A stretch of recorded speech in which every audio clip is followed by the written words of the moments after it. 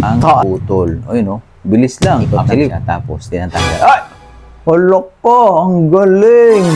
Ayan guys, sa mga DIYers natin dyan, meron tayo dito 5-in-1 na multifunction pliers, no? Ayan, so unahin natin yung kanyang wire pliers. Ito yung normal na mga pliers, di ba? Dati, ang naisip ko, paano pagka sinara mo, hindi ba ito matatanggal, okay? So, hindi siya natatanggal.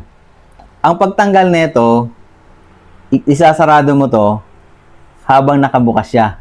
Ayan, dahil may balot to guys, ang maganda nito, ipasok nyo na agad dito, sa kanyang ipitin. Ayan. Ipitin, tapos sa kanyang tanggalin. Okay? Para hindi kayo mahirapan. Ito naman, yung cable cutter. Or pwede rin siguro sa mga yung mga pipes na maliliit. Ito naman ay crimping. Hindi ko alam kung para saan to. Yan siya. Para siyang long nose.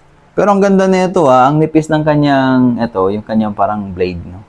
Madalas itong magagamit siguro kasi ito yung madalas na ginagamit natin sa bahay. Okay? Gunting. Yan. So, try natin yung gunting kung matalas talaga siya.